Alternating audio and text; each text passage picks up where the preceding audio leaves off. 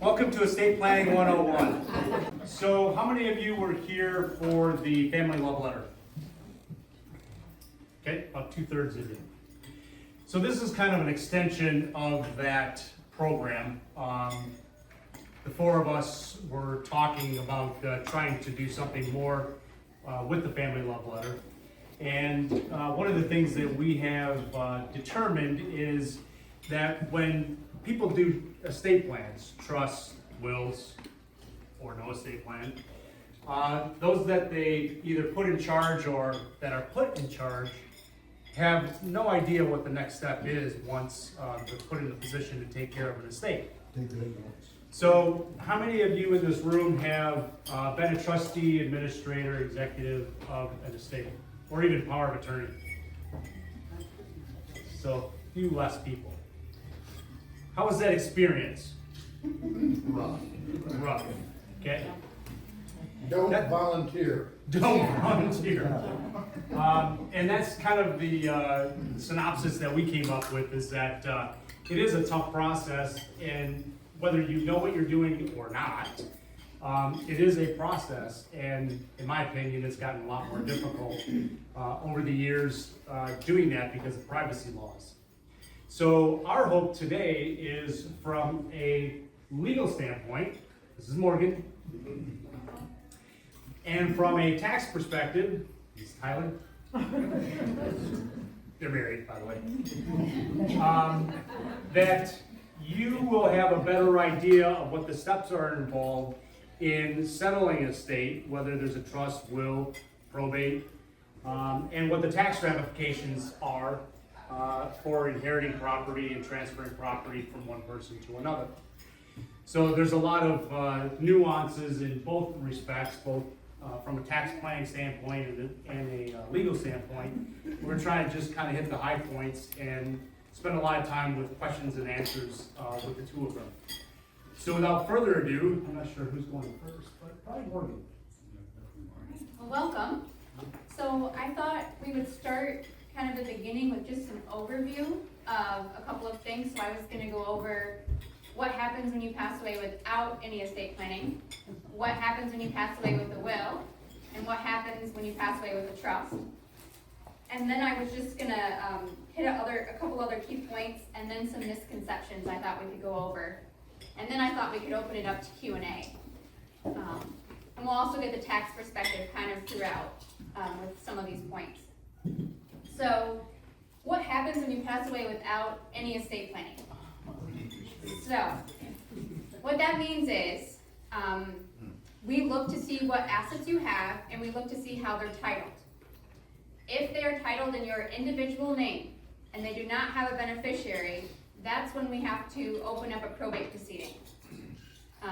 If you have a joint owner on the account, it'll automatically go to the joint owner. If you have a beneficiary, it'll automatically transfer to the beneficiary. And what I mean by automatic is somebody has to know where your assets are at so they can notify each place to let them know that you've passed away so they know who to contact. If we end up having to go to probate court and we don't have a will or a trust, we have to look at the laws of intestacy, which means you pass away without an estate plan, and to see who the heirs are.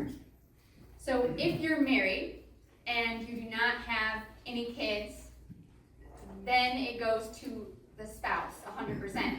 But if you pass away and you're married and you have children, there are actually values that the statute provides, and these numbers change every year with inflation.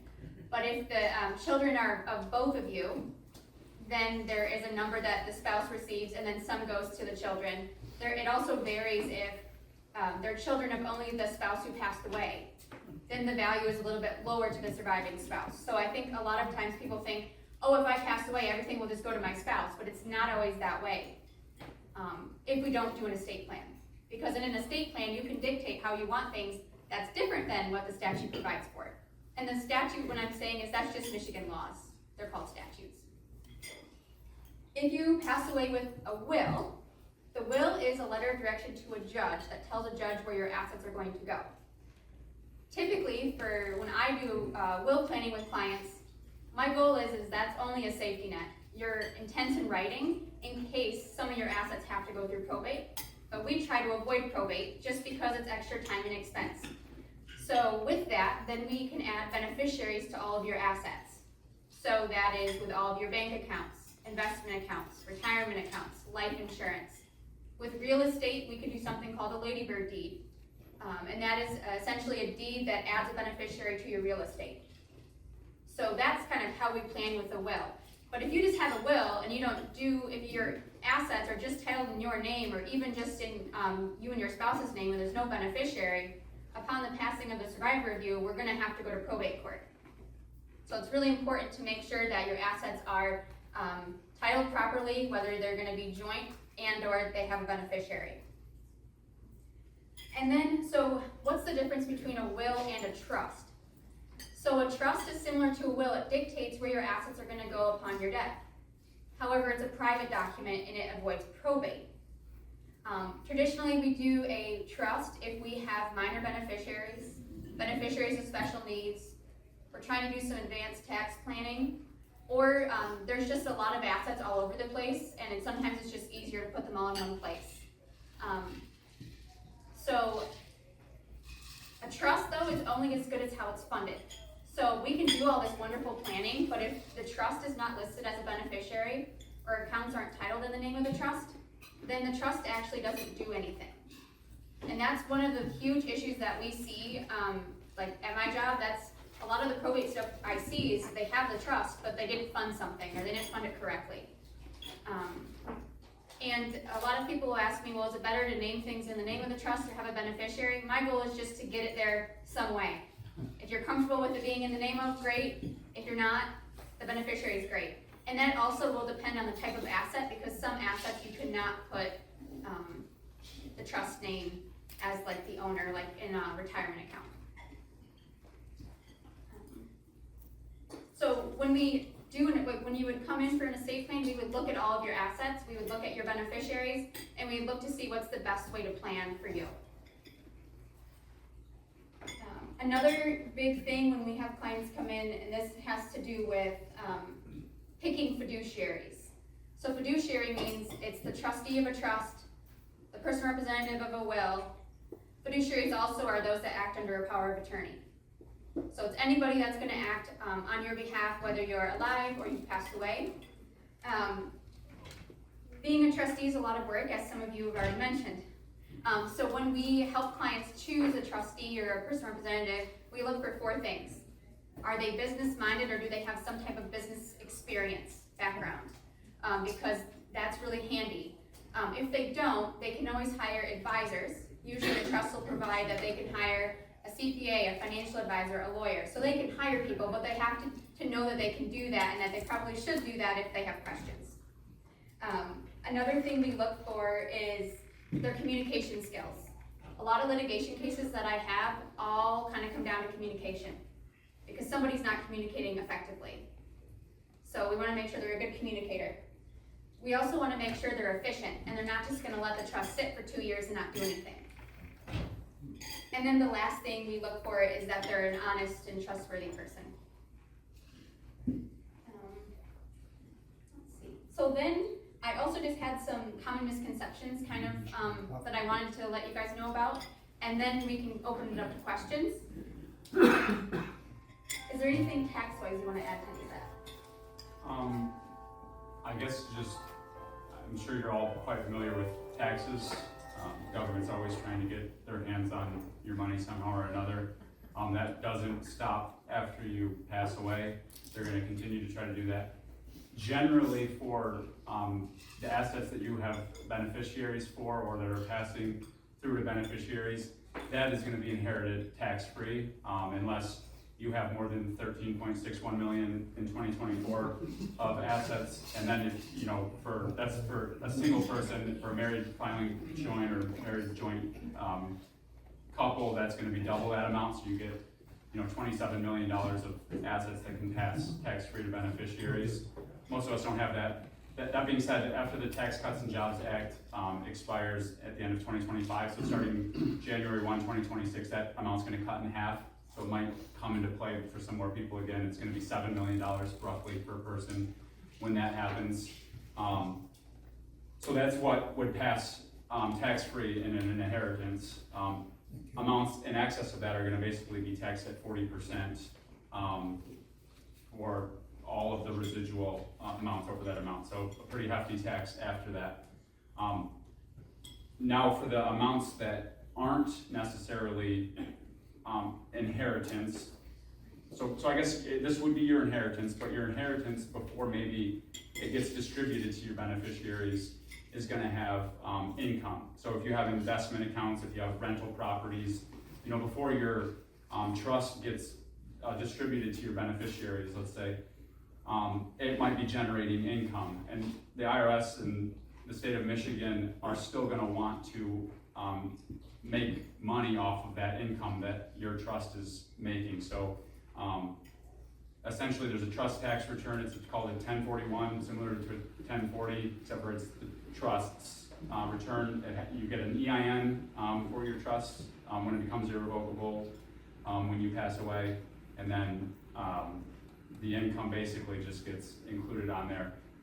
The drawback to that is that the trust tax rates are a lot higher than your individual tax rates. So you get to the 37% tax bracket on about $14,000 of income in your trust. So, you know, if you got dividends and interest from your investment accounts that are in excess of, you know, $14,000, they're gonna be getting taxed at 37%, whereas, you know, at the individual tax rate, you got favorable taxes to individuals, you know, favorable capital gain tax rates, and stuff like that. So trying to get the trust wrapped up and distributed, in a lot of cases is usually pretty beneficial to your beneficiaries, so they don't have to keep paying taxes at these higher rates. And then conversely, so if you don't have a trust and you die with just assets or what have you, then you basically have an estate. Same theory, it's gonna be treated almost kind of taxed as a trust, but it's just the income that's generated from the estate that's gonna be taxed.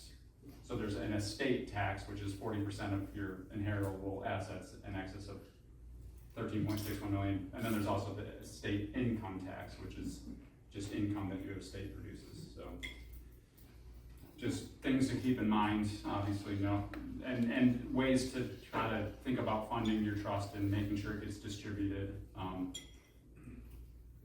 To think about, like I see, like where I see trusts that live on forever is like a grandparent wants to, you know, make sure their grandchildren get, you know, a certain amount of assets when they turn 30. So those assets, like that investment account, has to stay in trust until the child turns 30. So then every year, as the investments in that trust are basically making more income and dividends and capital gains, whatever, those are all getting taxed at the trust level. Mark? What if I had an IRA or 401k, and the beneficiary is the state or a trust? Yeah, so that's generally, I mean, anytime we see that in my field of work is we advise our clients to change the beneficiaries on your IRAs, your 401ks, whatever, to not be your trust. Because again, if it gets, you actually name a beneficiary. You can add, you know, you could do 1/3 to daughter, 1/3 to son, 1/3 to nephew, whatever you want. But you just do not want to generally make your trust your beneficiary of those retirement assets, because then the RMDs or the distributions have to go into the trust, and then they get taxed at that 37% trust rate, whereas, you know, if they're going to your beneficiaries, they might be getting taxed at, you know, 22% or 12% or whatever their individual income tax rate is. Because the income from that trust, upon death, they would inherit that totally tax-free, right? No, so pre-tax assets do not get inherited tax-free. So like an IRA that's A pre-tax. Roth, because I'm talking about a Roth. Yeah. So that would, So a Roth, yeah, would be tax-free to the beneficiary. but I don't understand why an IRA that wasn't a Roth would not be inherited tax-free, because wouldn't that qualify under the $13 million limit of inheritable assets? No, so it's never, no one's ever paid tax on the pre-tax money. So the IRS and the state of Michigan, they want to get their money at some point. So the beneficiaries do have to pay taxes on the Okay, inherited so IRA. say it's not an IRA, then it's just regular other assets. Those are inherited they're tax-free, right? Yes, yeah. Okay, so does it have to be a irrevocable trust? Well, the trust becomes irrevocable when you pass away. So generally, it's revocable prior to your death, and then when you pass, it becomes irrevocable. Yeah. Usually we do irrevocable trusts for like specific tax planning, or if it's some type of Medicaid planning. We don't do a lot of irrevocable because they can't be changed. So revocable means you can change it throughout your lifetime. They have the most flexibility. And then they become irrevocable when you pass, because then you obviously can't then change your trust again. Okay, so then the other question I have, when you title your assets in your revocable trust, ideally you set up an account, right? You set up a bank account. Yep. So that's true for all of your basically investment accounts besides your IRA, like the retirement account assets. Those would be the ones that would be separate. So you would put your bank accounts, your trust, or your after-tax brokerage accounts in the trusts. Yeah, So they'd be taxed at a different rate than an individual. So that's where it gets kind of dicey, because you get the protection of the trust, but you have to pay taxes at the higher level. Well, as long as you're distributing assets, the trust gets wrapped up, the taxes get passed through to the beneficiary. So they'll get a form called a K-1, which, would be similar to a K-1 if you know like of a business, a partnership, you get a K-1. It's similar to that. So the income can be passed through to the beneficiaries. But what if it's prior to death? It's just taxed at the individuals. Okay, so it still can be in the trust, have a trust account, and yet the income are flowing through to an individual, those are taxed at the individual rate. Yes, exactly. So when you have a trust, before you die, it's gonna be like basically a grantor trust, which is basically income still flows through to you. The trust doesn't have, it's not like a separate EIN or anything, it's not a separate taxable entity. It's just, it will become one upon your passing. Sounds fairly simple. Yeah. It's a good segue though, because I want to talk about kind of, a lot of people when they're a trustee, they don't know what to do. So I was going to talk about, we have like a family meeting and I was going to run through what we talk about. Before I go there though, I wanted to mention, if you did your estate planning prior to 2019, you probably have your trust listed as a beneficiary on the retirement accounts, because the Secure Act is what changed all of that. And so anytime I meet with clients, I review that, because that was a recommendation before, it's just now changed. So I want to put that out there to make sure you check. Yeah, so a lot of times a trustee, when they come in, they don't understand that there are many steps they have to take to get access to the money, get access to the accounts. So when we have a client come in, we tell them that one of the first calls they make is to call us, because we're going to help them get all set up to be the successor trustee. They would accept their role. We would apply for an EIN number for the trust.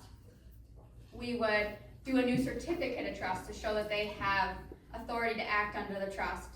We would talk about notice to creditors. So without filing a formal notice to creditors in a newspaper, creditors have 3 years to bring a claim. If we publish, they have 4 months. So usually we do that just to protect the trustee and protect the trust. We also talk about who to notify. There are so many places to notify of somebody's passing. The funeral home will notify some, like Social Security, but then we want to make sure that people aren't taking out extra debt on their credit cards. So we would, contact places just to inform them they passed away. We have to talk about how to manage the house if there's real estate, because those bills have to continue to be paid. Or other things we don't want to pay yet because we want to see what claims are actually made. We, notify places where they might be getting like a pension or something, or if they're going to get a refund. We just want to start getting those things in motion. So those are things that we talk about. I think a lot of times trustees think, oh, I'll just use the same account and I'll keep using it, but they really can't. One, they don't have authority, and two, there really should be an EIN number. Just wanted to kind of put that little tidbit out there. Yeah. Someone has an IRA or a 401k. They have a beneficiary on that account.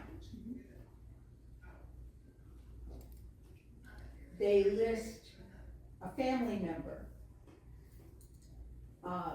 as the beneficiary.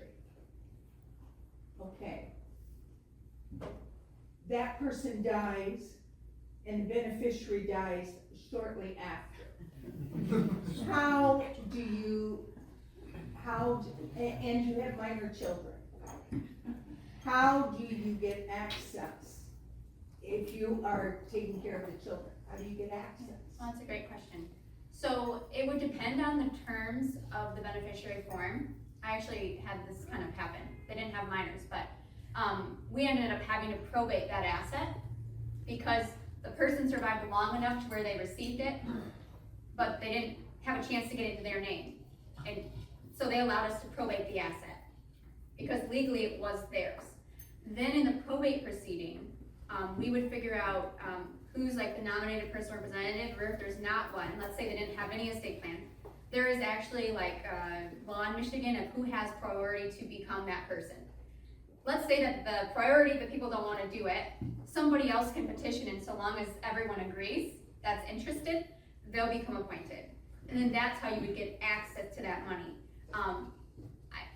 It might also depend a little bit on how the terms are written in the beneficiary designation, because I know I had one client who, they didn't actually have somebody else, but there was like somebody that was like the next natural heir, and they had that in their paperwork. So it really would depend on what's in the paperwork, but I think the default would be it would go to their probate estate. Well, we're talking about deaths within 24 hours. Wouldn't a solution to that just be a contingent beneficiary at the time of the? If they had one, If yeah. they don't. So I mean, But if they- suggestion, yeah. always do a contingent beneficiary. We try to always, but it's just sometimes we just don't have anybody, and so, yes. But yes, I think it would likely go to the probate estate, but I would start with contacting the company and saying they passed away, what do you need? If they say you need letters of authority, then that tells us, You need to go to probate. Yep.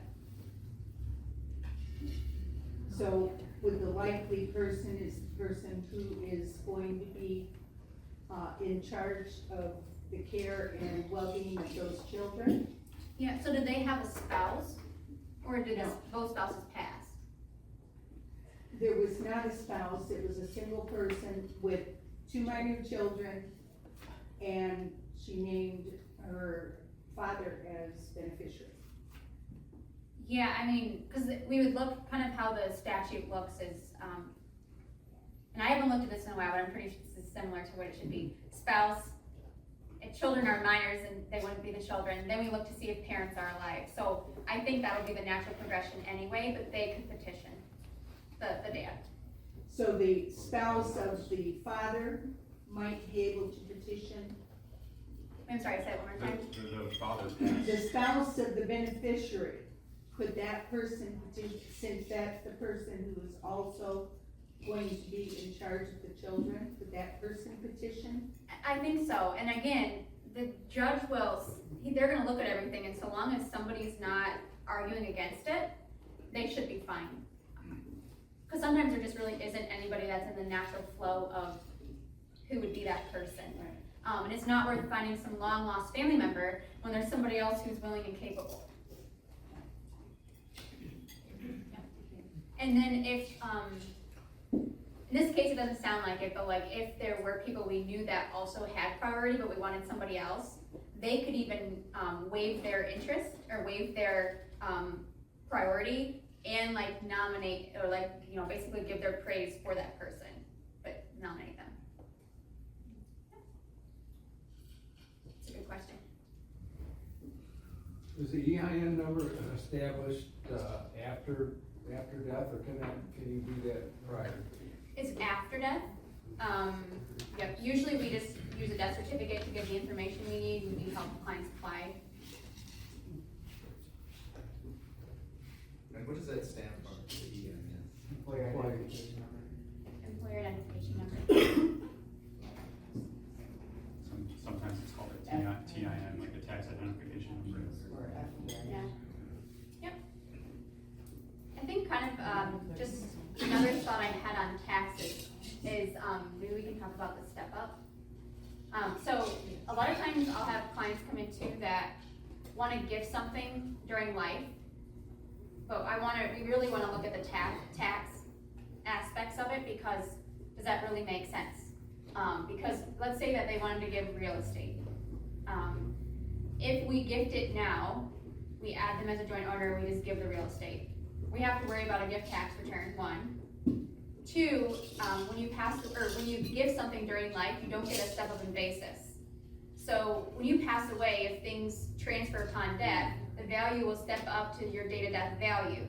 So if the beneficiary were to sell it, they're taking the basis of your date of death, and so there's less of a concern of capital gains.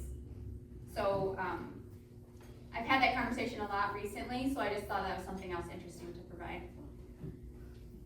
How does the step up in value pertain to the real estate assessment for local tax purposes?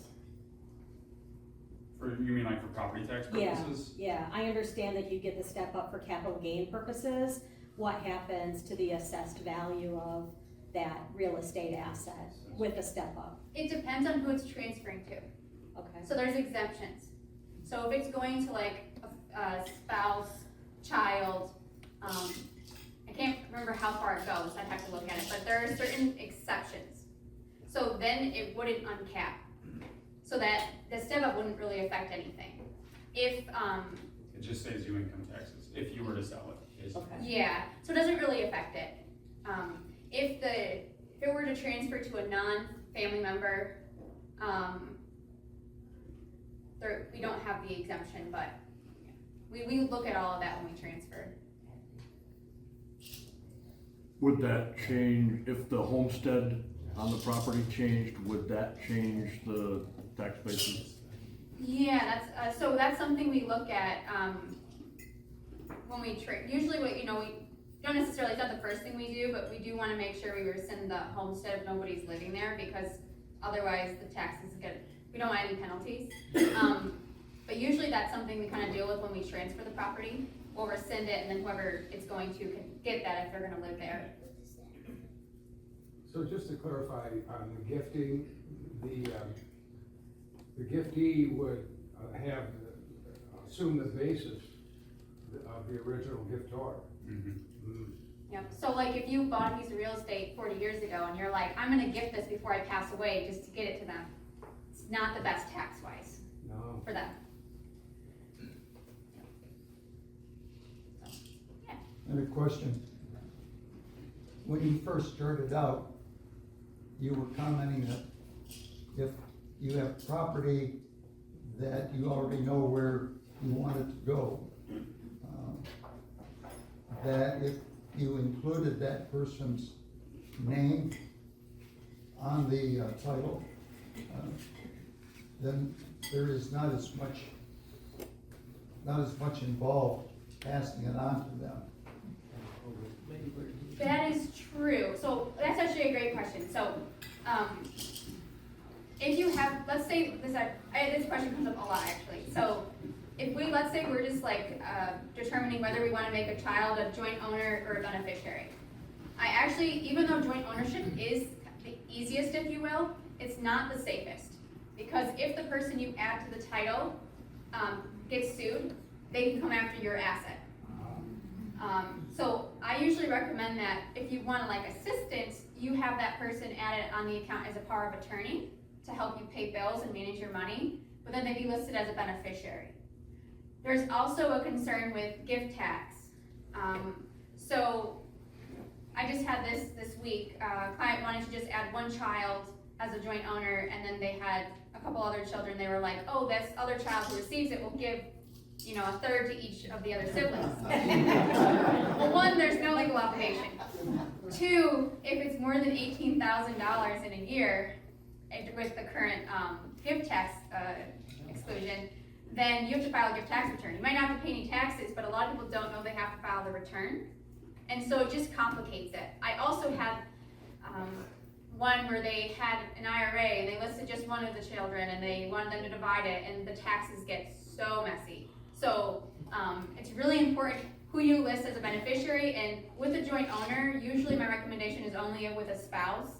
I don't really like to see kids on there because it can get really messy. Not to say that it can't ever work, it has. It's just a little bit more risky. Does that answer your question? Yes, thank you. But you want the child as a beneficiary, not As a joint owner, yep, as a beneficiary, not a joint owner. not joint. Or that, for real estate, that's where she was talking about the Lady Bird deed. Yeah, and that's a beneficiary for it, Okay. yep. How does that work? The ladybird? Yeah, so the reason it's called a ladybird deed is after Lady Bird Johnson. I don't really know much about it, but I just know it's where it came from. Michigan is one of 5 states that has this, but basically it's an enhanced life estate. So what that means is you own the property, you can do whatever you want with the property. You can change the deed, you can mortgage the property or refinance it, you can sell it. But if you still own it when you pass away, it'll transfer to whom you list in the deed. What they have to do is record your death certificate with the Register of Deeds upon your passing and file a new property transfer affidavit. And that's where the exemptions come in if they're like a family member to protect the taxes where they're at versus uncapping and things like that. What were the two things? Record the death certificate and what? And file a property transfer affidavit. Can you speak of, the step up with joint property? Yes, but correct me if I'm wrong. I believe Yeah, so, it's, so if you have joint, generally, so if you have joint owned property with a spouse, and your spouse passes away, you'll get a half step up in basis on that property. So on the fair market value on the date of your spouse's or the joint owner's passing, the half of the fair market value, so, you know, if you have something that you bought for $10,000, it's now worth $100,000, and you own it 50-50 with someone, you have $5,000 of basis each, so you bought it for $10,000, and it's now worth $100,000. When that joint owner passes away, their portion steps up to $50,000. Their 50% of their ownership interest steps up to being, essentially, you get the step up in basis to $50,000 plus your $5,000. So now your $100,000 asset has cost basis of $55,000. So if you sold it that day for $100,000, you'd only have capital gains of $45,000 instead of $90,000 if you sold it, you know, the day before their death. Or if you had gifted it to someone, you know, before both of you died, then the beneficiary's basis would be that gift basis of $10,000. And if they sold it, then they would pay taxes on capital gains of $90,000. So that half step up is often missed, actually. I see it missed a lot when I'm doing tax returns. You know, for a spouse, for someone who's lost a spouse, they're selling, you know, something like striker stock that they got, that their wife got back in, you know, 1980, and now she's passed away in 2020. The husband now gets a step up in basis on, and if she has that in her sole trust, he would actually get 100% step up in basis on that. But if it's 50% owned stock, then, you know, he would get a 50% step up in basis on that striker stock when he sold it for, you know, whatever he wanted to use it for. A similar question, if a married couple has a real estate asset, but it's owned by only one spouse, if that, if the spouse dies who owns the real estate asset, does the surviving spouse get 100% step up in value? Yes. Because they were never on the deed? Yeah, yep, if it's owned solely by the other spouse, the other spouse would get the 100% step up. But it would have to go through probate, right? Unless there's a you have a ladybird. ladybird deed. Right. Yes, that's what I was just thinking. But if you had the deed, you wouldn't be able to. Correct. Is there any disadvantage of a Lady Bird? The only disadvantage, or the only time I don't do them, or don't recommend them, is if you have more than 2 or 3 beneficiaries. I've had a case where we had 5. They didn't get along, caused a lot of issues. So they have to get along because they have to, basically with the ladybird, how it differs from like putting it into a trust, is those people are gonna receive the real estate, but there's not gonna be a trust bucket of money, like a central bucket of money to take care of the house. So whoever receives it, they're gonna have to work together to make sure that the insurance is current, paid for, the taxes are taken care of, the maintenance is taken care of. And how many people, if 5 people inherit a house, how many people would have to decide whether or not they want to sell it? 5. And that is where the issue comes. That's why, some attorneys don't like them. I've had really good luck with them, but I make that parameter, if we're gonna have more than, let's say, 3, and if you tell me they don't get along, like even if you have 2, I'm probably not gonna recommend it, because it's potential litigation, and I don't want that to be what comes about. Back to the ownership thing, if I own a asset with my 3 children, at death, what happens with the step up? So it's 25%. If you own it 1 quarter, 1 quarter, 1 quarter, 1 quarter. Yes, not Yeah. Quarters. to them. Yeah, so they get they get a 25% step up or 100% step up on 25%. Cause we get the question a lot, well, I just put my kids on the asset, and transfer it via ownership. One other thing that I'll quick say with that is, because I have some clients who have added kids, then they want to change their mind. The kids don't agree. You're losing a lot of control, especially with real estate. So I just caution you on that.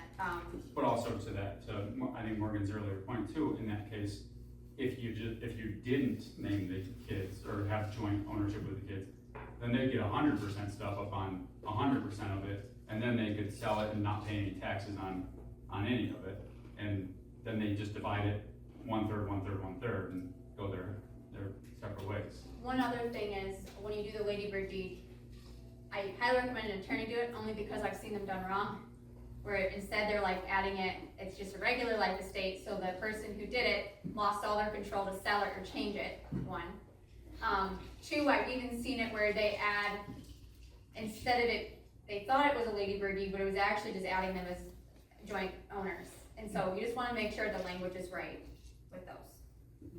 Because I've had to try to clean them up before, and they're difficult. If you have a labor deed, whose responsibility is it to file it at the court?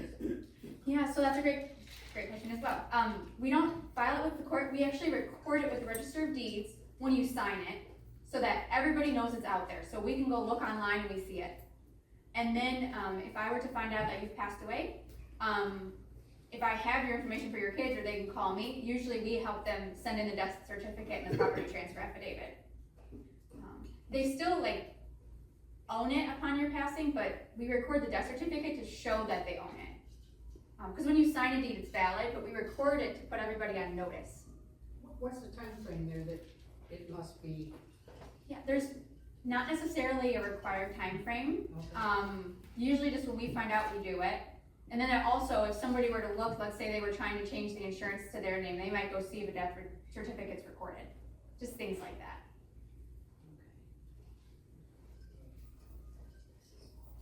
They have to, whoever's left has to know that you are the key. Yes, and I don't know if all attorneys do this, but when I help clients with an estate plan, the last letter I send to the client has a lot of these things in it, because I hope their kids will find the book with the information. I don't know if it works always, but yeah, some of the stuff I try to put in there so they know. What book are you referring to? When you sign your estate plan, we put everything into a binder, Oh, and then it's in there. I see. Yep. Or the family law lawyers. Yes, as long as they have some type of instruction, and the biggest thing is knowing where your assets are at. Is there a difference between a quitclaim deed and a Lady Bird? Yeah, so there are 2 types of deeds. We're not without the Lady Bird. There's a quitclaim or a warranty deed. A warranty deed just means that whatever title insurance you had before, like when you purchased it, transfers with it. So you're actually warranting that you own it you own it legally. Like there's no additional things on it. A quitclaim is without that warranty, if you will. Lady Bird deeds can be either. Depending on who's transferring what, I'll do a warranty if I know if it's deed to a trust, and I know that the people that owned it were just putting it into their names as trustee. So we kind of look at that. Also, it depends. Quitclaim deeds are a little bit cheaper because we don't have to get tax clearance. So it just depends on the situation. I usually don't worry about it because when you sell it or when property is sold to another party, Usually title insurance is always purchased because that's what's required in the closing if you use like Chicago title or Devon title or Sun title or whoever. How does it work if there's a loan on the property? Yeah, the loan, so if there's a mortgage, it transfers with it. So that if you let's say it goes to a beneficiary, they're gonna have it subject to the mortgage. So if their name is on it, they assume the mortgage, is that issue? Yep. And there are certain things we look at with like refinancing it, or if I just looked at this, there's the St. Germain Act, and there's certain people that are protected if they continue to pay on it, but sometimes when people pass away, there's like an acceleration clause, so usually what I do is we look at the mortgage terms to make sure the beneficiaries are protected, and however we're gonna decide to just continue to pay it or to try to get it refinanced, depending on how much is owed. I would say the majority of the ones that I have seen that there is no mortgage because the people are older and they've paid it off, but definitely have had them with mortgages on them. Can't just buy $1 million house, you die and then kids get it. Yeah. Free. I think another thing that is another kind of that, so when you have planning that has beneficiaries and we have a will but we don't have to probate, that's the best, simplest way to do administration because there is nothing formal. So long as they know where your assets are, they just contact those places and nobody's in charge, nobody has to worry about notifying creditors, notifying beneficiaries, really. However, there's still a final tax return, and as Tyler pointed out to me, the IRS defines personal representative differently than how it's defined in Michigan, and it's somebody who has like possession or they're taking care of the assets, so it's still, somebody should still try to file the final tax return if they have the information, right? Always smile. Yeah, I thought they didn't have to, and so I learned a big lesson in that because first I was like, we don't have a personal representative, we don't have a trustee. Well, it doesn't exactly matter because the IRS defines it differently than we define it in Michigan. What about medical bills?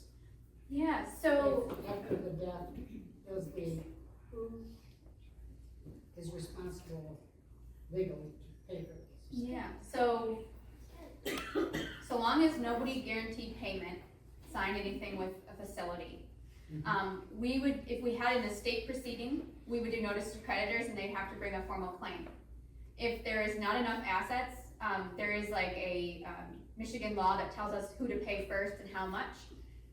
Same thing applies for a trust, where we notify creditors, and we wait for the claims to come in. So I tell people to hold off on paying those types of things until we know what's coming in.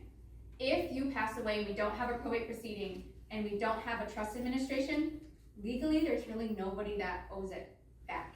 So I say some clients are like, well, I feel obligated. I say, okay, that's up to you, but there's no legal obligation. Yep. But you mentioned that if nobody signed as guaranteed. Now, when you go into the hospital, or you go into a doctor's office, the paperwork you fill out says, I am responsible Yeah, for so whatever the insurance doesn't cover. correct. So if they try to get, and this is a little bit murkier with the spouse. I think they get the spouses a lot easier than they would get like a child. But you want to make sure you really read the paperwork. And if you're acting as a power of attorney, make sure you sign, depending on what it is, not saying become a guarantor on it or anything, but let's just say you're signing something on their behalf. Make sure you write you sign your name and you put comma power of attorney, because that'll protect you. If you just sign your name, I'm afraid that sometimes they'll think, oh, that's you personally, and I don't want that either. So that's another great point. In your earlier example, correct me if I'm wrong, but you were alluding to the fact that so long as the beneficiary doesn't sign anything, right, saying that they agree to pay these medical bills. It's not what the actual person signed that they'll agree, right? Correct. Right, that's Yeah, all. so Just make sure I understood. Yep. Another thing, there's another, I guess, so the only creditor that could potentially come back and that I've seen, any creditor could try to open a probate proceeding to try to get money, but if there's nothing in the probate proceeding, they can't really get anything. Other than if it's like a secured party like the IRS, I have seen them come back and claw back beneficiary designations for a large amount. but that's not, it's very uncommon, but I just wanna put that out there, that's one time I've seen it. And you can only deduct medical expenses you paid on your final tax return, or whoever's filing your final tax return, if you've paid them. Obviously. The consolation prize for paying your medical. One other thing I think that, it's a question I get a lot is, so I do Medicaid planning as well, and long-term care planning with clients. And one of the things that they worry about is, well, will the state of Michigan try to take my house? Like, will they try to take my assets after I pass away? Currently under Michigan law, and I believe federal law complies with the same, they can only come after assets that go through probate. So if you were to ever need Medicaid, one of the things that I work with clients on is making sure we're avoiding probate in every way we can, because anything that goes through is subject to paying back the state of Michigan for how much care they provided. And there are other programs other than just that, I'm sure. It's just Medicaid's the one I work with. So that Lady Bird deed comes in handy. Yes, because, and if you have a trust and we do Medicaid, a house in a trust is countable, which for a married couple works well to help us increase the spousal allowance. But then we have to take it out and do a Lady Bird deed for when we apply, because otherwise you're ineligible. There is some really weird rules, but just something interesting. Medicaid's a beast. It is. Yeah. Just looking at, I think another question I get a lot is clients think for powers of attorney, they think if they have those, they can administer things after somebody passes away. But powers of attorney are only valid during life. So I just wanted, that's another thing I talk about a lot. And powers of attorney are really important because in Michigan we have a conservatorship and we have a guardianship. So if you don't have a financial power of attorney, then we need to go to probate court and have somebody appointed to become your conservator. If you don't have a medical power of attorney, then we would have to go to probate court and get a guardian appointed for you. And I see this a lot with clients who develop like Alzheimer's and they don't have capacity and they don't have a power of attorney, because you sign a power of attorney when you're healthy, you're well, and they're called durable because they're durable into your incapacity.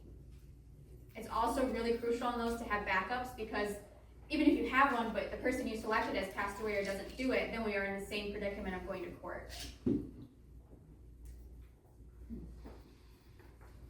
Many people think when they do an estate plan and they draft these powers of attorney, they're automatically in effect. Can you speak as to when they are or are not? Yeah, yep. So a financial power of attorney can be valid the minute you sign it, or the authority can be springing into the future and require 2 doctor's notes. Typically in today's world, we recommend upon signing, because getting these doctor's notes timely has become more and more of an issue. Because doctors sometimes don't want to make the determination, or they'll make you go through a lot of, I'm going to say wrong, but neuro testing. So that's for the financial power of attorney, which that's also good, because if you were to just, you were to leave the country for 2 weeks and you needed a bill paid, whoever you list can go and use the document to do something for you, and then they can stop doing something and you can come back. The medical power of attorney under Michigan law it's valid when you sign it, but the authority does not go into effect until 2 doctors deem you unable. So that's where they differ. Is there anything like a contingent power of attorney if both of the elderly couple are incapacitated, so the one spouse really cannot serve as the POA for the other spouse? Yeah, so usually I recommend we list 2 or 3 backups. Okay. So that we don't worry about that. And if you want to pick somebody who's your age or around your age, I will say let's also pick somebody younger. Okay. Yeah. Yeah. Yeah. I'm a trustee of a will or of a trust, and this is my older brother who had lost his spouse some years ago. So his assets were put into his trust to be eventually divided amongst his 4 children. He later in life remarried, had provision in his trust that the income from his trust would stay with his second wife until she passes, and the home would be available to her to live in before she passes, and then be sold and distributed to the 4 kids. I found out that having done it that way, and I don't know if there was any other way around it, but property taxes went from $1,500 to $5,500 because there's no homestead exemption for a trust. Yeah, so the trust needs special language to achieve a homestead. And I don't know if it always works. That's something that we, at the previous firm I was at, I did a little bit more real estate, but we would add specific language because they have to have, and I haven't seen it in a little bit because I haven't drafted it in a little bit, but they have to have special language to achieve that homestead.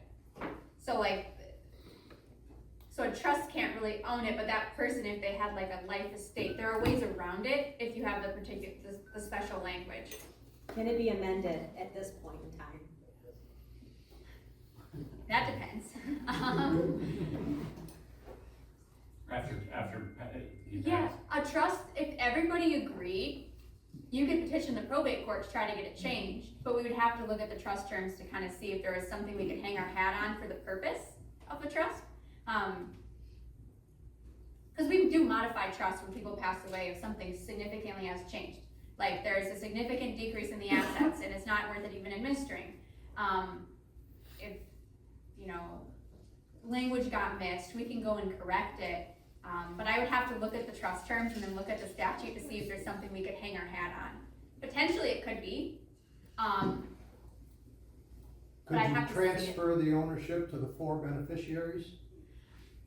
I don't think you could do that only because they don't have she has the present interest. They have the future interest. But I think there's a way if they were because basically she has a life estate, or I can't remember if it's she or he, but they have a life estate. Because basically you just have to define, so long as the trust, if I'm understanding correctly, and I dealt with this about a year ago, so my brain's a little fuzzy on it, but we put language that had parameters for how long they could stay and when they had to vacate if something happened, and I think we were able to achieve the homestead with it. What about the situation where both spouses, both the married partners have a trust, and the assets flow from one trust to the other depending upon who dies first? Mm-hmm. What happens, you put the piece of property, in our situation, the law was different years ago, so you would put so much assets in each trust. So the home ownerships with multiple homes were in single names. Okay. Now one dies, and the real estate goes to the spouse. Is the trust still the owner and losing tax exemptions, homestead exemptions? I mean, the name it wasn't jointly. So there's about a separate real estate? Separate real But estate. they were. You got let's say you got a winter home and a summer home. Like the general homestead one. One's in one trust and the other's in the other trust? Yeah. I would have to look into this a little bit because I feel like when we don't necessarily have one home owned in each, but we'll have a half owned in each, and we are usually able to get the homestead. Usually it's not an issue, but I would need to look into it a little bit more because I don't want to tell you incorrectly. It's definitely an issue I've looked at, I just don't, off the top of my head, remember exactly how we achieved it and how we got that, because I have seen trusts like that. The deed at the courthouse would say this is the Thomas Blesh Trust, as, and if I pass, the property goes to my spouse. Mm-hmm. Can she simply change the ownership to the Donna Blesh Trust and avoid losing homestead?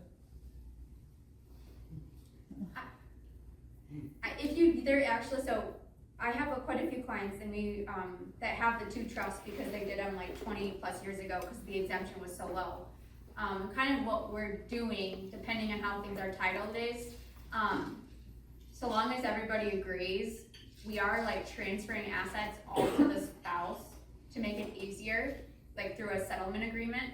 So there are ways to do it. So I definitely think we could do something like that. If not, if there's not already a way to get the homestead through what was done, I think that could definitely happen.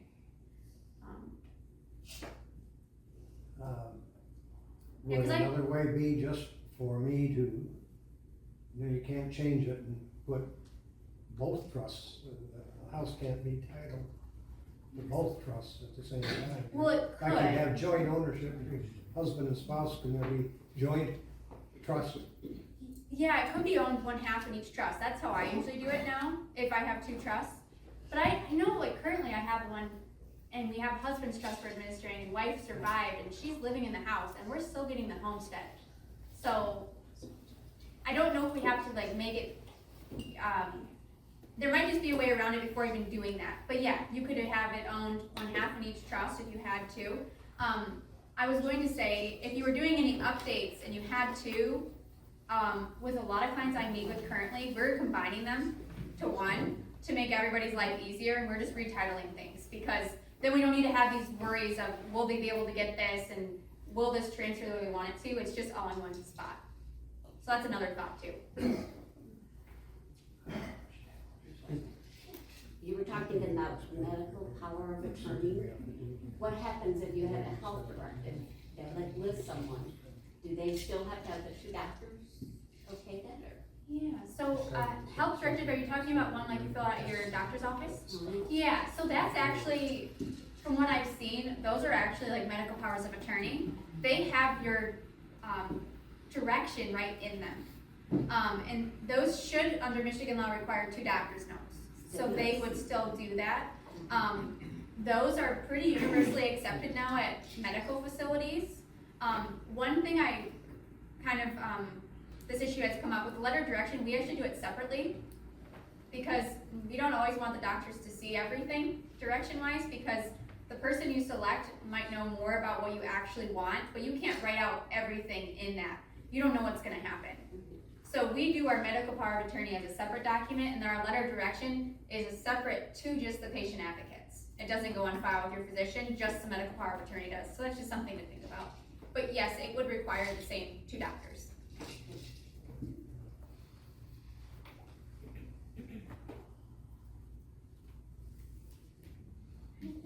So look at my list. I had, see if there's anything else that I didn't cover. So Morgan, if you're a trustee, what's your responsibility to the beneficiaries of the trust? What do you need to do? Yeah, so you need to inform them that you are the trustee. So we do a notice of trust existence.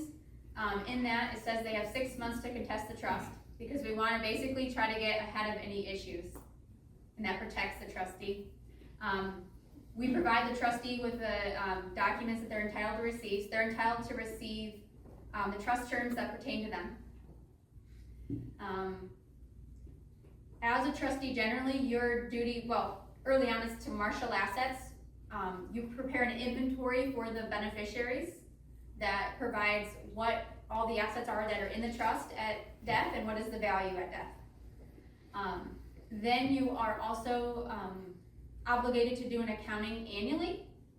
Also though, if they request one, then if it's a reasonable request, you should really provide it. Usually my perspective on reading the law is, if they ask it, it's better to be transparent, provide what they're asking, because if you've done nothing wrong, you have there's no concern. So just provide what you've done. So I usually always recommend that they start accounting right off the bat, and I provide like a template, but you could just in Excel, what incomes received, what expenses you've been paying, so you have an accounting. There isn't actually a formal document you need to do, like probate court. It's very loose with the trust, it's just an accounting. Let's see. Frequently, or I guess occasionally, I see trustees paying themselves for their efforts. Yes. Most of the time I see them doing it out of the kindness of their heart. What would you say is Yeah, so usually the trust terms will provide for reasonable compensation. And what is reasonable? Well, it depends on, depends on, is it 2024 or was it like 1990? In 2024 terms, that's an hourly rate between $25 and $50 an hour. You are supposed to keep track of everything that you do and how long you do it. That is taxable income to you. Yes, it is. So that's why a lot of clients don't do it. That's right. Yeah. So we'll tell them it's taxable income. A lot of them, I'm afraid, don't claim it. But I think that also is what kind of shies people away from maybe doing that because they don't want the extra income, especially if they're already a beneficiary receiving something. What some clients do in But lieu it's a of, lot of work, isn't it? I mean, It's a for being lot of work. trustee, I mean, you Yeah. just know it deserves to be paid. yeah, what some clients will do is they'll put a small, like, I'm gonna give them $10,000 as like, they get $10,000 of the trust. Not necessarily as compensation, but like, that's just what they're getting, with the idea that it is compensation, but it's not actually income, they're getting it as part of the trust. I have some do that, and they also can get reimbursed for, expenses, so like, if they travel to and from somewhere, there's, they can get for travel expenses, they can get reimbursed for things, things like that. And then if they hire like a CPA or an attorney or a financial advisor, that is all a trust expense. So the trustee is required to file the trust tax return. Yes, they're required to file the trust tax return. I also recommend they do the personal as well. Okay. Yep. Any advice when you've got multiple children as heirs, how to kind of keep the peace between the siblings if, one of them is trying to settle up the Don't be a estate? trustee. Yeah. You don't want to be that child named. Die with no money. Yeah, I mean, I think kind of how we help with that is transparency. Like, they'll just say, we listed the oldest sister because she's the oldest and we thought that she's closest to us, so that they know about it. Like what my parents did, because I have one sibling who doesn't always agree with us. They put the other two in charge as co, because we thought we could kind of like smooth it over. Now, co is not always the best if people don't get along. So if I do a co situation, I want to make sure they get along, they're similar, like they work together. I usually add the authority that they can act separately, only because if you have co, you have to sign, everybody would have to sign for everything, which can be very inefficient time-wise. So I put that connect separate language. Some attorneys think that's risky. I don't, because the idea is you're accounting to everybody, so we're gonna know what you're doing. I have access to the account, so I can go and oversee what the other person's doing. So that's kind of a way around that as well. Another way is just to pick a different family member, but I think if the kids were to receive, it would make the most sense that one of them does it, because they're also gonna benefit. So sometimes having a third person in there doesn't always help, because they don't know your assets, they don't know your children, they just don't know all the intricacies of what's going on. You could also, do like a unrelated third party, Like a corporate trustee. but they're not $25 to $50 an hour. No, they're like 1% or they're a percentage. Yeah, so that's always usually gonna be more expensive, but if you have beneficiaries that really just are gonna butt heads over money, and a lot of people think they won't, and then all of a sudden there's money, and like whether it's $40,000 or $1.5 million, people just, they get into it, Yeah. so. Or their spouses. Yeah, oh yeah, fueling the fire from behind the scenes too. Mentioning the efficiency Yeah. of everybody signing, is DocuSign accepted? And It is. I know it's by a different generation than most people in this room, but, that's becoming more efficient, right? Yeah, so like anything we do, like for the court and stuff, we do DocuSign now. Yeah. It's really just, where I've seen issue is banks if they don't allow that, and having to both be present.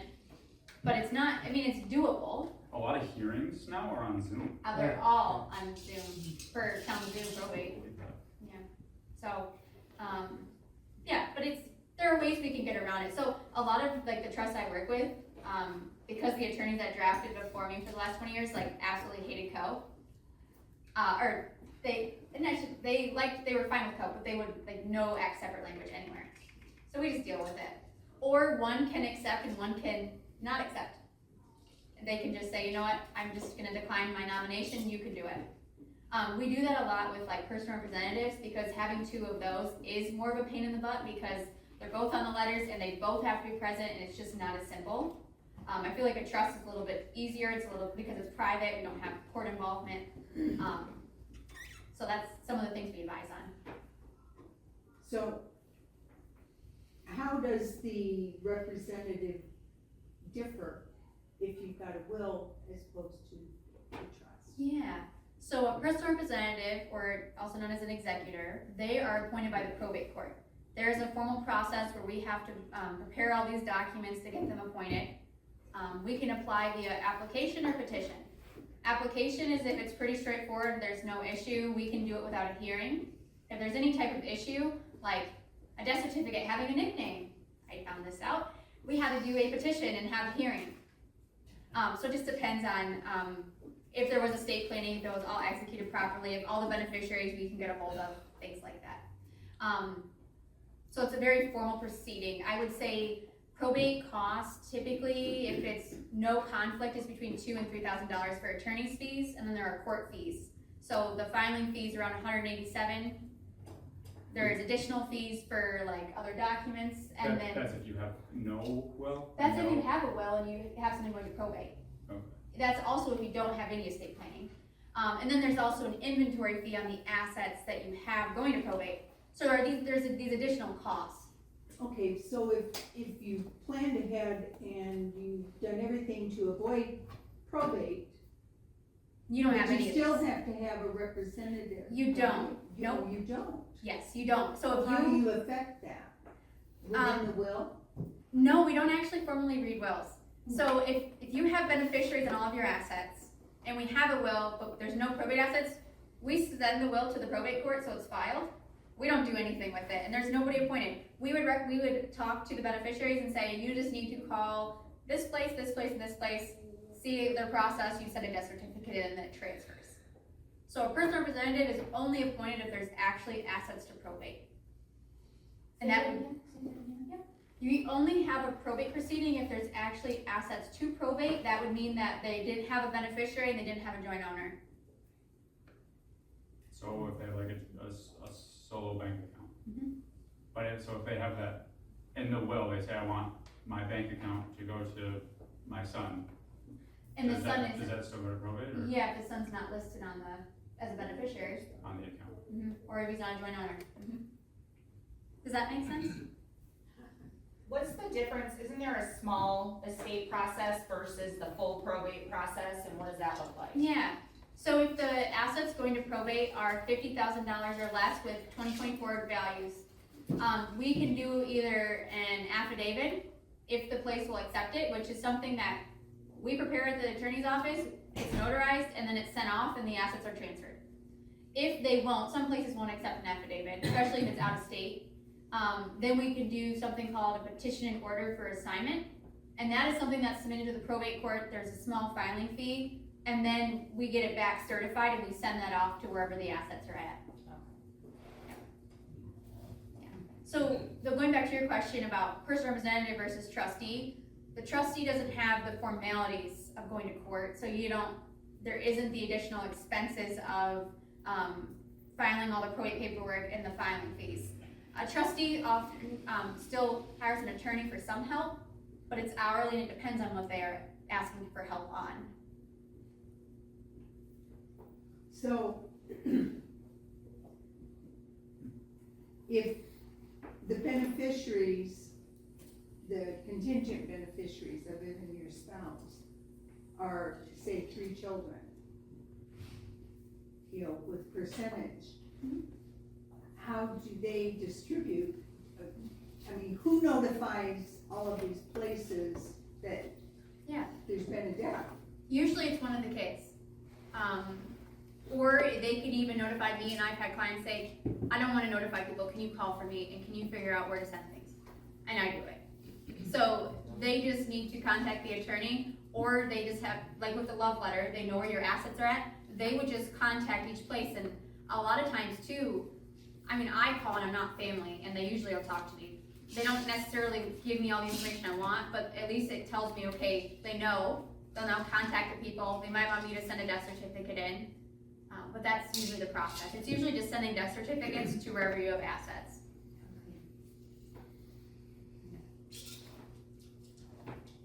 And who takes care of the Lady Bird deed?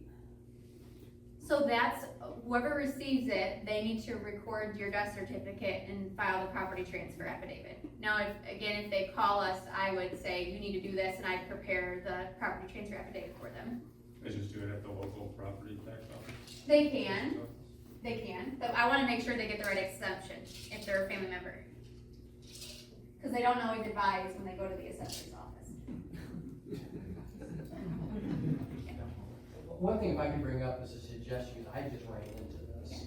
So my father passed away in October, he had several life insurance policies, oh my word. Trying to understand, are they still active? They've been bought and sold several times, where do you get the information from, who do you call? A lot of these call centers now are overseas, so they don't speak very good English. So I don't know, part of your process, do you go through and say, are there life insurance policies? Let's get everything set up with the right information, so when the time comes, you know how to start the process.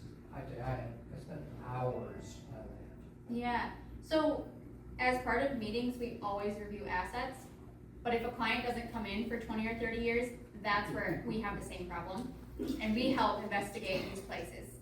And those life insurance companies surprisingly stop sending mail to them once they reach like 80. That or like, they don't wanna pay out either, right? So I mean, what I went through in the documentation, Mark's team has been a huge help. Unbelievable, and every time you call, well, we need this now. It went on for months.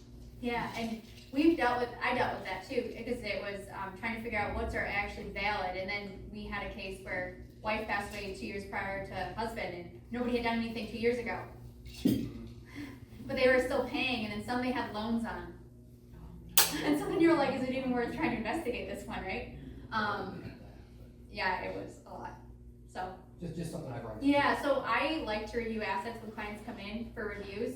Our firm, not to put a huge plug, but we do free review meetings. We don't charge additionally until we do actual updates.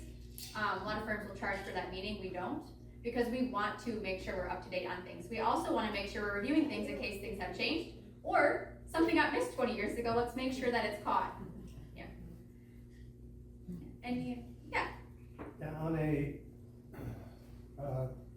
sizable checking account where it's not joint between the individual who owns that asset and a friend that has got a POD. But I found out after that the POD means, what I'm looking for is the ability to write checks for last expenses, medical, funeral, etc. But apparently the POD says, since the person is deceased, the funds become yours and they're taxable as income. Depending on the account type, yeah, and. Right now, it's just an individual account. It should fit in that, it shouldn't, Only the interest earned off that would be taxable, Yeah. not the actual lump sum you receive. Yeah. Any interest earned off that checking account would be taxable to you, but not the 100, say it's 100,000. The 100,000 wouldn't be taxable to the beneficiary of a checking account. Under a POD? Yeah, yeah. payable on death, Paid on yeah. death. Yeah, no, Well, I was told that that would be taxable. who told you that, the bank? The bank. Yeah. The that's- banks are No offense, sorry. Yeah, if you were to have that, and you were to like call our office, we could write a letter or contact them and say, what exactly is going on? How is this titled? Because we've had similar things, The only assets that you ever inherit that you should have to pay taxes on are pre-tax retirement accounts. Yeah. And then income generated from assets you inherit. But otherwise, everything else should be tax-free. If you're retired, no longer have a job for an income, your tax rate is maybe 50% of what your beneficiary's tax rates are. Can you close out your IRA and transfer it to Roth IRAs, pay the taxes in advance? A lot of people like to do Roth conversions, is what it's called. So you maybe try to fill up the 12% tax bracket, every year and convert that from your IRA to your Roth, to a Roth IRA, so that then, yeah, the beneficiaries don't have There's to no pay. restriction as to how much you can transfer or No, when? You're just gonna pay your You're gonna tax pay the upon tax. conversion. So you might push yourself up into, if you have a $900,000 IRA account and you wanna convert it all to a Roth, you're gonna push yourself up into the 37% tax bracket. Right. If you convert all of it in 1 year. Right. So sometimes, as your income's lower, and you're gonna try to bleed it out, and then obviously then that also lowers your RMDs when you hit RMD age too. But your RMDs can't also be Roth conversions, so you have to, cannot, they have to be separate, like, in addition to, like, more income, basically. Is that pretty common planning? Yeah, that's, Yeah, I was gonna yeah. say, I've heard that from clients as well. There's no minimum distribution requirement on a Roth, is there? no, Switch. no. And for the beneficiary, there is, but it's tax-free to the beneficiary, but they do have to get it out within 10 years. So they want it back into the economy, they want the money getting used and spent again, they don't want now the beneficiary to just let that Roth account keep growing. They want to make it taxable to somebody again, if they spend it at the gas station, then the gas station's gotta pay taxes, so. So, you're saying that the RMD cannot be converted? The RMD cannot be converted, Okay. it would be in excess of the RMD that can be converted. In that year, you have to take that RMD, right? Right. Yeah. Yeah, So if you're already taking prior to that. being RMD age, you can, convert as little or as much as you want. But if you're at the RMD age, you take your RMD, and then if you wanna do any conversion, you take X number of dollars and convert it and pay the tax on it. One other thing I wanted to bring up that we had talked about with Mark and Carissa, that they have run into is, successor trustees thinking they have to liquidate like investment accounts to then distribute it to the beneficiaries. Typically, a trust will not tell you you have to liquidate assets like that. It's just following the distribution scheme. So with those, you can then just have them convert it to intact, however the account is, to each of the beneficiaries, and then each of the beneficiaries can decide how they wanna do it. If they wanna keep it there and keep it how it's invested, or if they wanna change it, they can. But it doesn't mean that you have to like liquidate, pay all the taxes on all these different things, to give it to the beneficiaries in cash. I don't think I shouldn't say ever, but I usually do not see those types of restrictions in trusts.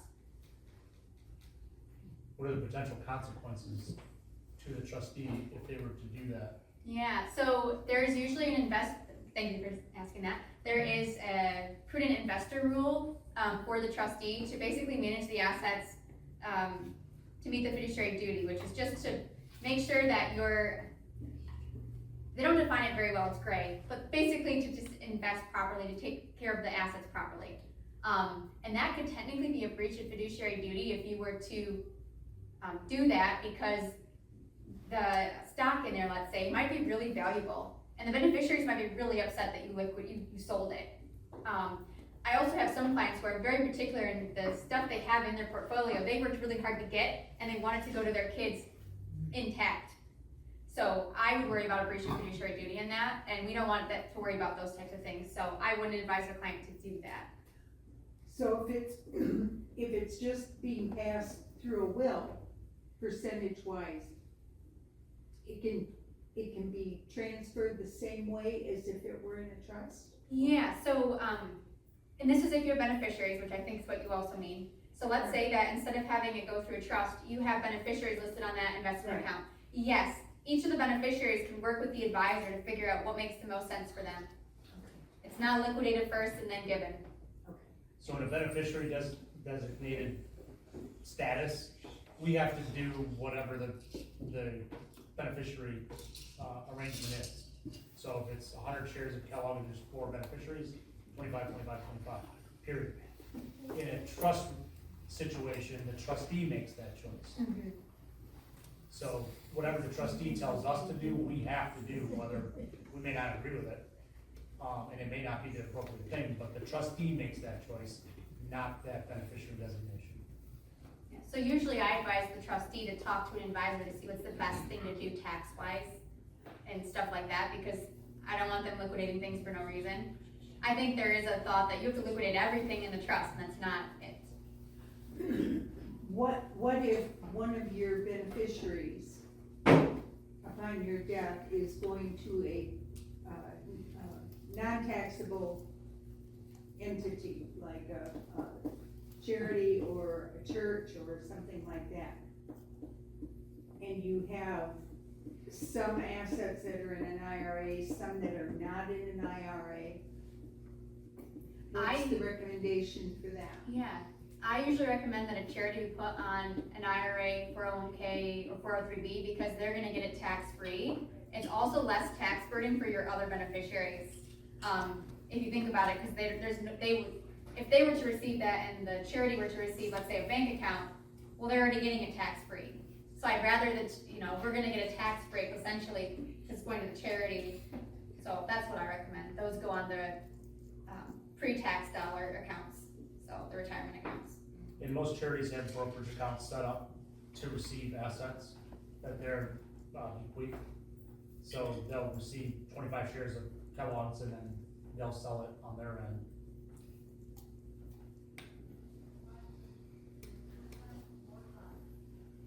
What about, Morgan, with, if you're a beneficiary of a trust and you're unhappy with the trustee, you think they've breached their fiduciary duty, what recourse do you have since it's not in probate court? Yeah. So usually, if I have that, we'll start with reaching out to the trustee to ask for what we're allowed to ask for. Can we have an accounting? Can you provide this? Can you provide, receipts for this? We start with that. If that doesn't go anywhere, then usually we'll file something in probate court. Either it's a petition for breach of fiduciary duty, or especially if they're aren't giving accountings annually, that's a really easy one to just go to probate court for. The judge, the reason we start with a letter and we start without court intervention first is because judges look favorably to that. They don't want you just to jump to filing a petition. So we'll do that. So what's the recourse? Going to probate court, and then the judge basically there brings in the court oversight. And if there's a lot of suspicion that things aren't going well, then we can ask for supervised stuff. They can change it. They could try to remove the trustee. I mean, there are so many things they could try to do. So yeah, probate court. Okay. I will say that when things go to probate court and if people can't agree, it usually goes to mediation, which is, mediation is where you're in a room with a mediator and both parties are kind of they're bringing up what they want. Nobody really wins, nobody really loses usually, if they can settle it during that. It's very expensive though. If you take one thing out of today's lesson, don't go to probate court. And communicate, because every single litigation case that I've had over the last 5 years, communication is the root issue. Somebody is now worried that somebody's doing something wrong because they're not being transparent with what they're doing. And that's the biggest issue. And oh, well, mom said I could give I could use some of the money to pay for my kid's college. Where in the world is that in writing? You can't just do things like that, So you want to make sure that you're following the trust terms, otherwise you could be breaching your fiduciary duty. You can't modify them just because you want to. Do all the beneficiaries get a copy of the trust document so itself? they are entitled to receive the terms that reflect them. If there's a family that they tell me that everybody gets along, a lot of times we'll just give the whole trust to just be transparent. If there is special provisions for one child because theirs is held in trust, we are very careful with not providing the other information because we don't want anybody's feelings hurt. That can cause litigation. So we are careful with that. Is there any tax implication on, I don't think that there is, but I'm also not a financial advisor. If a Roth an asset producing Roth is in a trust and someone is the beneficiary of the trust, can you just continue to have those assets keep producing revenue to you tax-free? Well, Roth can't be put into a trust while you're alive because it has to be in an individual name. So if the, let's say the trust Are you is, thinking, are you talking about your dad? Yeah. So that works just like a personal Roth IRA, in that if you inherit it, you have 10 years. 10 years liquidate to liquidate. So in this case, he owns properties in his Roth. oh, okay, so it's a little different, okay, sorry, I was thinking traditional. So Okay. the trust is the custodian Gotcha, okay, for tax purposes. Anyway, so if you inherited that trust, you would still be under the same 10-year rule as any other Roth IRA. So you'd have to liquidate. But at property. time of liquidation, is it taxable to me? No, because it's a Roth. And, Right, that's what I thought. and like a property that appreciates, obviously, sometimes it's best, if you don't need the money, to leave it in the Roth, let it appreciate in the Roth, sell it, on year 9.5, it's tax-free at that point, and then your distribution's tax-free on it. I was also going to say, if you have minor beneficiaries or beneficiaries with special needs, we do put some, like IRA 401k into the trust if we have to. If we do that, there is special trust language that we put for, like, depending on what the situation is, like see-through language, if they're like for minor, which when they get us to a certain age, which I believe is 18 for the IRS, then they have 10 years from like that age. But there has to be special language, because if the trust is just listed and there's not the special language in the trust, it's very complicated and the taxes get really murky. So it's kind of, if a client has retirement accounts and they have other assets, I try to do everything in my power not to put those retirement accounts into the trust. But sometimes that's like somebody's only asset other than real estate, and we are kind of stuck because their only beneficiary has special needs. Although if the person is technically deemed disabled, they might have a lifetime stretch, so it might not be as big of an issue. So we look at all of that, but just one exception to what we've been saying. So we only got a few more minutes. Are there any other last questions for either Morgan or Tyler? So before we wrap up, well, first off, did this help at least inform you of some of the steps that are necessary if you are a trustee or executive? Good.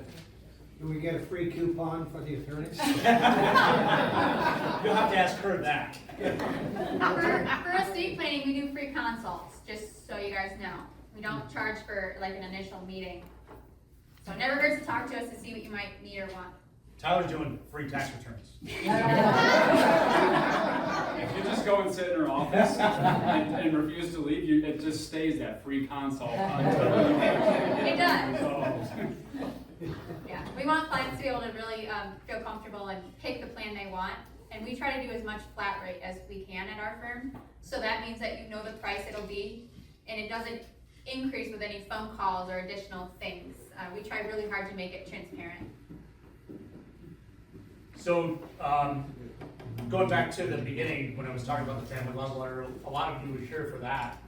And, most people, when they do an estate plan, will trust, doesn't matter. They think that once they get that document in place, their job's done and there's nothing else that has to happen. Which is why we did today and wanted trustees and executors to be here, because that's only half the problem that you solve, is getting that document done. The other half of that problem is the person that steps into your spot once you're gone and has to figure everything out. So the family love letter was step one in getting all the documentation into one place so that person or persons knows where everything is and who to contact. And then secondly, once they step into that spot, what do? As Jeff can attest, he knew he was trustee for I don't know how many years. And, it was fine until he had to do it. Well, they thought everything was organized well, and then all of a sudden I got to start doing things. I'm like, ooh, this isn't as organized as I thought it was. Right.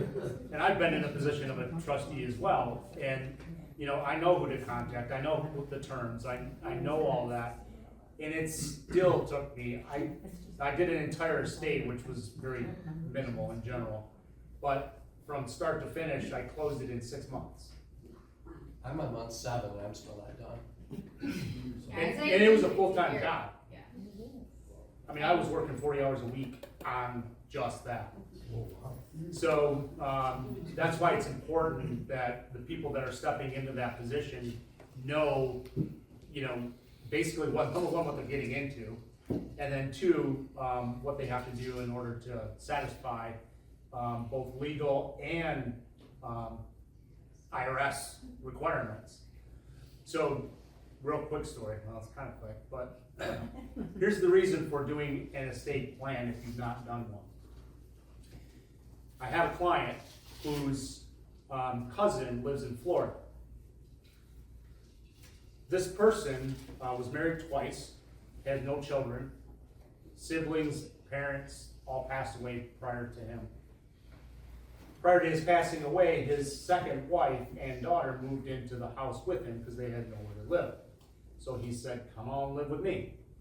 Well, then he passed away. Again, no immediate family. The guy that he was working with,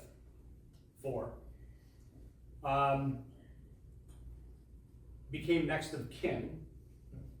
How do you do that? Well, he all of a sudden produced a will signed by both the deceased person and himself, stating that everything went to the boss. Through probate court, it was determined that that was fraudulent. Okay? So going back to anybody can make a stake on or a claim on an estate. So now fraudulent will, I don't know what's happening with those people. They thought they were all done. So the court found the cousins, one of which is my client, and they started the process of making claim to the estate. Well, then all of a sudden the stepdaughter, ex-stepdaughter, I don't know what you would call her, but anyway, came forth and said, oh, hey, wait a minute, we talked in the hallway one day, and he said everything was mine. This is no joke, I'm not making this up. They said, okay, great. Fine, give us something to prove that that's what he said. You have anything ready? Yeah, I got something ready. Oh, well then, can you produce it? Well, no, I can't find it. So she's now making stake to this estate and requesting DNA to make sure that these people that say that they're the relatives are. And it's costing, I don't even know how much, but it's really expensive. So they're going through this entire process of trying to distribute an estate that two people are fraudulently making claims on. And it's costing, right now, I think they're up to about $60,000 in court costs trying to get this rectified. It's probably gonna end up costing about $100,000 when it's all said and done. So if you've not done an estate plan, strongly suggest that you do.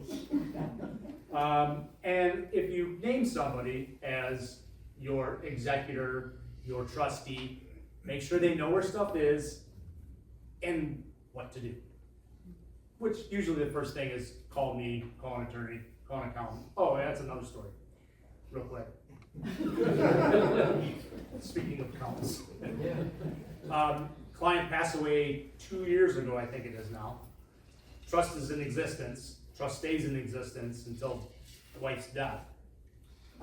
Got a call from the accountant last week and says, I didn't know that there was a trust in existence. I haven't done a tax return for the last 2 years. Do you have the EIN number? So the trustee never told the accountant that the trust was in existence and never provided the EIN number. So now he's got to go back and file tax returns for this trust that's been generating income for the last 2 years. Possibly amend the other tax returns that you got it consolidated 1099. Yeah, so it's going to be a mess for him. Yeah. That's all I can say. Just to piggyback on what Mark said, if you have an estate plan, it's still a lot of work for whoever is administering or settling your estate. And give us those documents. If you have durable power of attorneys, your wills, your trust, we would love to have a copy. That way we can help you administer as well, and we can figure out where assets are. That's why we always check your beneficiary designations, make sure that they're correct and that they make sense, because as we know, the landscape is always changing, new laws come into effect, and we gotta review your beneficiary designations. Another thing I'll say is if you pass away, your accounts at Commonwealth, at Allegiant, are frozen immediately. There's no trading, there's no withdrawals, there's nothing. Everything gets frozen as is. So we can't do anything in those accounts. If they have beneficiaries, we set up new accounts for those beneficiaries and the assets get transferred. If it's a trust, we set up a new trust account with the EIN number. And then we go from there. We wait for the notice of creditors. We wait, if you're working with an attorney, we wait for guidance from the attorney. If you're not, we wait for guidance from you. So I think the key takeaway here is even if you plan, it's still a lot of work, and how important it is to hire the right person or designate the right person as your trustee or your personal representative. And we would love those documents, and we'll be following up with all of you. A lot of you, we have the documents already, but if we don't, we'll make sure to get those. And then for those that don't have an estate plan, once you do get your estate plan in place, we'll get those documents from you as well.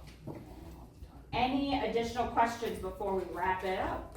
I don't have a question, but I'd just like to say that Mark and Chris and the whole team there, they would have been outstanding to help me with dealing with my dad's. I mean, they've answered a lot of questions, they've helped guide me through the process. So please, yeah, they're great to work with. Yeah.